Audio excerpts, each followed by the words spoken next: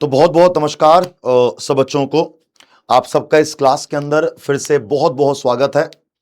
आप में से जो भी स्टूडेंट बेटा इस समय सीजीएल की तैयारी कर रहा है, हमारे पास सीजीएल को लेके बहुत सारा टाइम नहीं है, तो आज हम बात करने आए हैं कि लास्ट 60 दिनों में बच्चों को क्या करना चाहिए, क्या आपके रिसोर्सेज होने चाहिए, आपको कहां से पढ़ाई करनी है, एग्जैक्टली दिन में आपने कितने घंटे अपनी पढ़ाई को देने हैं। तो आज जो हमारा इस सेशन का फोकस है वो यही रहेगा। अगर आपको बिल्कुल मैं क्लियरिटी बताऊं तो फर्स्ट, आपके पढ़ने के सोर्सेस क्या होने चाहिए। सेकंड, आपके डेली का टाइम टेबल क्या होना चाहिए। और इसके साथ साथ सबसे इंपॉर्टेंट पॉइंट यह है कि आपकी इस समय लास्ट 60 डेज की स्ट्रेटजी क्या होनी चाहिए। अगर आप ये तीनों चीजें अभी सॉर्ट आउट कर लेते हो तो आपके एग्जाम निकलने के चांसेस बढ़ जाते हैं। क्योंकि एक चीज मैंने बहुत टाइम से देखी है, आपने लास्ट 6 महीने में क्या किया है उससे उतना फर्क नहीं पड़ेगा। फर्क पड़ेगा ऑब्वियस सी बात है भैया, लेकिन अभी जो लास्ट के 60 दिनों में, जो आने वाले 60 दिन है, उसमें आप क्या करोगे, नेक्स्ट 60 डेज में क्या करोगे, सबसे मेन मैटर वही करता है। तो चलिए स्टार्ट करेंगे। कोशिश करूंगा कि आपको मैं कुछ अच्छा गाइड कर पाऊं आपके सीजीएल एग्जाम के लिए। पहला पॉइंट, टोटल वैकेंसी कितनी है? 12,256 वैकेंसी है। आपका फॉर्म भरने बंद हो चुके हैं, 1 जुलाई से आपका करेक्शन डेट चालू हो जाएगी। अब बारी आती है कि भैया एग्जाम कब करवाया जाएगा। एग्जाम करवाने की बात जो बेटा मुझे लग रही है वो ये है, या तो आप ये मान के चलो कि एंड ऑफ अगस्त, या तो मान के चलो एंड ऑफ अगस्त, या मान के चलो फर्स्ट वीक ऑफ सितंबर, या मान के चलो फर्स्ट वीक ऑफ सितंबर, या मान के चलो एंड ऑफ अगस्त। ये मान के चल सकते हैं, ठीक है ना। तो अगर मैं कुछ ही मान के चल रहा हूं तो मुझे एक बात क्लियर है कि मेरा जो एग्जाम है, मुझे उसके पास अभी लगभग 60 दिनों का समय है। ये टीयर 1 का पैटर्न है हमारा। देखो अभी आप सिर्फ ये जो 4 सब्जेक्ट हैं इन्हें अच्छे से कंप्लीट करने पे फोकस करो। अगर आपने इनको अच्छे से कंप्लीट तरीके से फोकस करके कवर कर लिया ना, तो फिर ये आपको देखोगे तो अगर रीजनिंग कर लिया, जीके जीएस कर लिया, मैथ कर लिया, इंग्लिश कर लिया, तो ये टीयर 1 और टीयर 2 दोनों को कवर कर देगा, है ना। तो अगर मैं बोलूं कि भैया आपका सिलेक्शन रोड मैप क्या हो सकता है, कि आपको इस समय आपके माइंड में क्या फोकस होना चाहिए। आपको अगर इस समय ये सोच रहे हो कि मुझे लास्ट 60 डेज जो बचे हैं मेरे पास, मेरे को लास्ट 60 डेज में क्या करना है, अगर मैं एज अ स्टूडेंट बात करूं तो मैं यहां पे 2 चीजें लेके चलूंगा। पहली, एक मेरा डेली का टाइम टेबल बहुत स्ट्रॉन्ग बनाओ। दूसरी, मेरे पास एक प्रॉपर स्ट्रेटजी होनी चाहिए कि मुझे क्या क्या कवर करना है। सबसे दोनों पॉइंट ये इंपॉर्टेंट है। तो पहले बात करूंगा मैं आपके डेली के टाइम टेबल को लेके। देखो यार, अब तुम जितने बड़े हो चुके हो, अब मैं तुमको ये बताऊं कि 8 बजे सो के उठो, 9 बजे तुम फिर स्नान करो, ये तो बेकार की बातें हो जाएंगी। मैं सिर्फ आपको बता रहा हूं कि आपको इस एंड टाइम में कितना समय पढ़ाई को देना है, कितना समय आपने सोना है, और आपने बाकी क्या करना है, राइट। एक सब्जेक्ट होता है मैथमेटिक्स, सबसे डिफिकल्ट। कम से कम 3 घंटे इसको दिन में दीजिए, एवरीडे 3 आवर्स मिनिमम। एक होता है रीजनिंग। रीजनिंग में मुझे लगता है पर्सनली, आप कहोगे कि सर आप गलत बोल रहे हो, लेकिन मेरा ये पर्सनली मानना है कि अगर आप मैथमेटिक्स जितना टाइम 3 घंटे अगर आप रीजनिंग को देते हो, तो जितने क्वेश्चन आप 3 घंटे पढ़ के मैथमेटिक्स में सोल्व कर सकते हो पेपर के अंदर, अगर उतना टाइम आपने रीजनिंग को दिया तो आप ज्यादा टाइम सोल्व कर सकते हो। पापा ने मुझे जिंदगी में एक चीज सिखाई है, एक होता है आरओआई, रिटर्न ऑन इन्वेस्टमेंट, कि जहां पर तुम पैसा लगा रहे हो, जहां पर तुम टाइम लगा रहे हो, वहां से इन्वेस्टमेंट का रिटर्न कितना आना है ये देख के टाइम लगाओ, ये देख के पैसा लगाओ। तो अगर रीजनिंग में आप 3 घंटे डेली लगाओगे तो आप इसमें 25 में से 25 क्वेश्चन अटेम्प्ट करके सही भी कर सकते हो। फिर बारी आएगी आपके इंग्लिश की। अब इंग्लिश में मैं कहूंगा कि आप डेली 2 घंटे पढ़ें। अगर आपकी इंग्लिश वीक है तो आप इसको भी 3 घंटे पढ़ सकते हैं, बाकी आपकी मर्जी है अपनी। अब जो मैं आपको जीके और जीएस के अंदर बताने वाला हूं, शायद वो चीज आपको सुन के लगेगा कि हमने ये बात पहली बार सुनी है। आप जीके जीएस में डेली 3 घंटे पढ़ें। आपने 3 घंटे को 2 पार्ट में डिवाइड करना है, 2 घंटे में और 1 घंटे में। सर ये कैसे बोल रहे हो, क्या कराना चाहते हो इसमें? जैसे एक सब्जेक्ट है मेरा हिस्ट्री, एक सब्जेक्ट है मेरा पॉलिटी, एक सब्जेक्ट है मेरा स्टैटिक जीके, एक तो आपको दिन में जीएस के 2 सब्जेक्ट पढ़ने हैं, जो सब्जेक्ट मेजर है, जहां से क्वेश्चन ज्यादा आते हैं, आपने वो वाला डेली 2 घंटे पढ़ना है। जैसे एक सब्जेक्ट होता है मेरा इकोनॉमिक्स का, एक सब्जेक्ट होता है मेरा ज्योग्राफी का, जहां से क्वेश्चन कैसा आएगा और जहां से क्वेश्चन आपका मानो कि आपको पता ही नहीं है कि भैया आप सही कर पाओगे कि नहीं कर पाओगे, आप उसको 1 घंटा पढ़ो, ठीक है। और जैसे आपको लगता है कि हिस्ट्री पॉलिटी का आप सिलेबस खत्म हो चुका है, तो फिर आप डेली 2 घंटे ये वाला सब्जेक्ट पढ़ो। फिर आप इसको चेंज भी कर सकते हो। अब ये डिपेंड करता है आपके ऊपर कि आपका सब्जेक्ट कौन सा स्ट्रॉन्ग है। जैसे मेरा पॉलिटी स्ट्रॉन्ग है, मेरा इकोनॉमिक्स स्ट्रॉन्ग है, तो मैं पॉलिटी के साथ इकोनॉमिक्स पढ़ूंगा, मैं हिस्ट्री के साथ ज्योग्राफी पढ़ूंगा। देखो अगर आप चाहो तो इसको 1.5 घंटा भी कर सकते हो। मेरा यह मानना है कि जहां से क्वेश्चन ज्यादा आ रहे हैं वो 2 घंटे, और जहां से कम आ रहे हैं वो 1 घंटा, बाकी आपके ऊपर है। अभी यहां पे एक चीज बच गई, दैट इज करंट अफेयर्स। उसको भी आपने डेली बेटा 1 घंटा देना है। 1 hour daily current affair, 1 hour daily current affair. 3, 4, 5, 6, 7, 8, 9, 10, 11 और 12 घंटे का आपका मेरे भाई ये टाइम टेबल बन चुका है। 12 आवर्स का आपका ये टाइम टेबल है। आप इनके बीच में आधे आधे घंटे का ब्रेक भी लोगे, खाना वाना भी खाओगे, तो ये 12 घंटे की पढ़ाई के लिए आपको कम से कम 15 घंटे चाहिए। ये 12 घंटे की पढ़ाई के लिए बेटा कम से कम आपको 15 घंटे चाहिए। अब दिन में होते हैं 24 घंटे, 24 में से 15 घंटे आपने पढ़ाई को दिए, आपने 7 घंटे नींद को दिए, 15, 7, 22।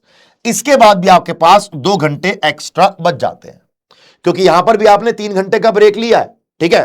2 घंटे तब भी एक्स्ट्रा है, क्योंकि खाना, नहाना, धोना, साफ करना सारा मैंने काउंट कर लिया यहां पे।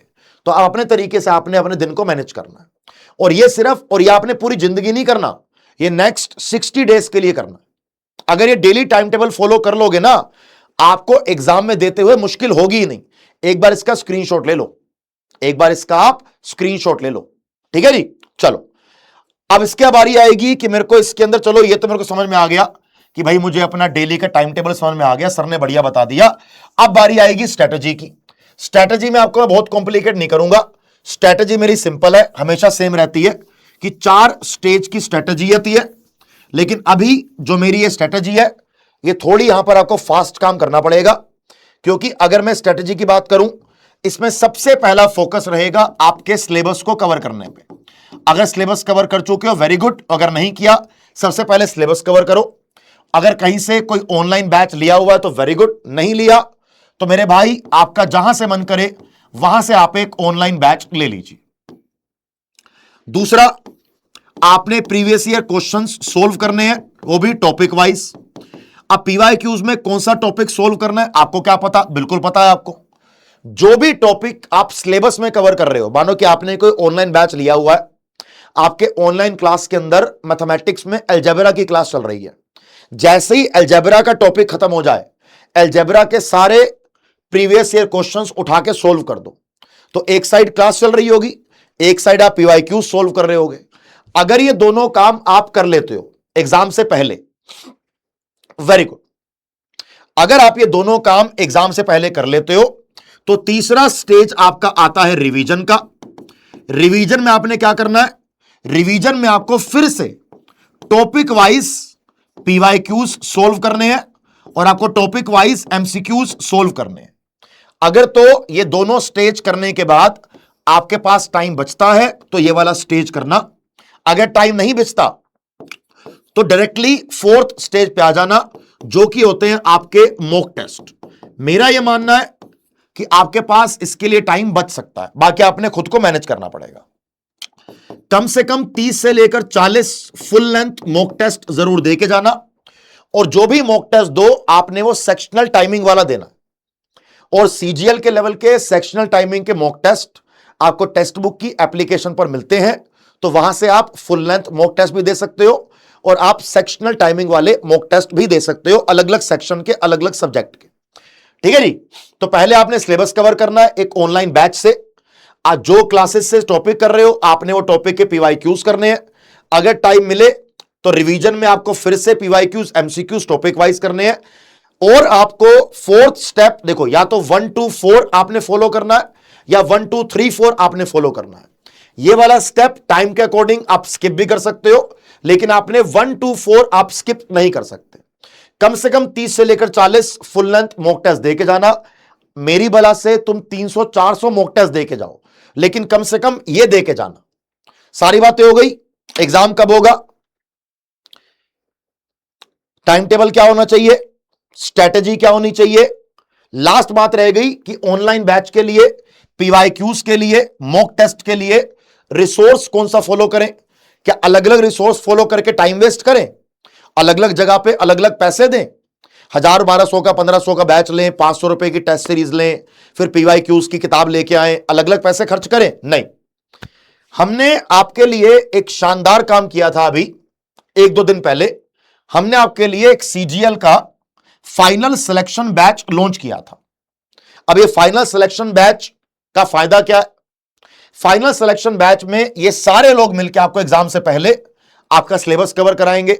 साइंस आप पढ़ते नहीं हो, इसलिए हमने साइंस की फैकल्टी यहां पे एक अलग डाल दी है। आपको साइंस कवर कराएंगे ललित सर पूरा, बाकी सबको आप जानते होंगे अच्छे से, ठीक है। फाइनल सिलेक्शन बैच में क्या है, लाइव क्लास से सिलेबस कवर, पहली चीज खत्म।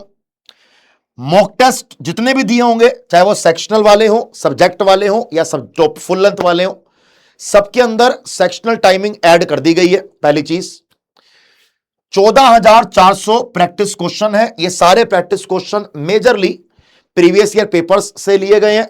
सीजीएल, सीएचएसएल, जितने भी आपके सीजीएल, सीएचएसएल, सीपीओ लेवल के क्वेश्चंस हैं प्रीवियस ईयर पेपर के लेटेस्ट, आपको सारे यहां मिल जाएंगे एडिक्विटी पैटर्न वाले। साथ में 450 से भी ज्यादा स्टडी नोट्स हैं। जो भी लाइव क्लास होगी, हर क्लास की रिकॉर्डिंग, हर क्लास की पीडीएफ आपको मिलेगी, यह भी ध्यान रखना। अब यहां पर बात आती है कि आपको यह बैच अभी क्यों लेना है। देखो, यह बैच की बात मैं आपसे 4 दिन बाद भी कर सकता था, लेकिन अभी इसको बात करने में मेरी एक पर्सनल लालच है, जिस लालच में आपका भला हो जाएगा। वैसे हमारे जो भी बैच चलते हैं, वो बैच चलते हैं बेटा कहां पे, हमारे सुपर पास लाइव में। ये बात जानते होगे आप कि सुपर पास लाइव के अंदर ये सारे बैच चलेंगे, यानी कि सुपर पास लाइव एप्लीकेशन का नाम है, इसमें सारे बैचेस चल रहे हैं, राइट। आप जानते हो अच्छी से बातें वाली। सुपर पास लाइव आपको मिलता है 1 साल का 2000 रुपए का, लेकिन अभी 27, अभी क्या चल रहा है मैं आपको पहले बता देता हूं कि 27, 28, 29 और 30 जून तक मंथ एंड की सेल जो होती है, उसमें इस बार प्राइस को पहली बार से भी और कम कर दिया गया। मेरे सामने आज तक 1 साल के सुपर पास लाइव का प्राइस इतना कम नहीं हुआ। यानी कि जो आपको 1 साल का सुपर पास लाइव 1999 का मिलता था एवीएस कूपन कोड लगाने के बाद, वो आपको सिर्फ 949 रुपए का मिल रहा है। अब इसका फायदा क्या होता है कि अभी हमने सीजीएल का बैच लॉन्च किया, वो पूरा मिल जाएगा आपको। हमने अभी एनटीपीसी का बैच लॉन्च किया, आपको मिल जाएगा वो। हमने अभी एमटीएस का बैच लॉन्च किया, हमने जीडी का बैच लॉन्च किया, एसबीआई पीओ के आने के बाद बैंकिंग के मल्टीपल बैच लॉन्च करें। ये सारे के सारे कहां चलेंगे, सुपर पास लाइव के अंदर चलेंगे, और आपको 949 रुपए में इन सारे बैचेस का एक्सेस मिल जाएगा। अब आपको सिर्फ सीजीएल का बैच चाहिए तो भी आपको सुपर पास लाइव के अंदर मिल रहा है। आपको सीजीएल के अलावा और बैचेस चाहिए, उनका भी एक्सेस आपको मिलेगा। और हर बैच में आपको live classes, recorded classes, mock test, previous year paper, notes, सब कुछ मिल जाता है।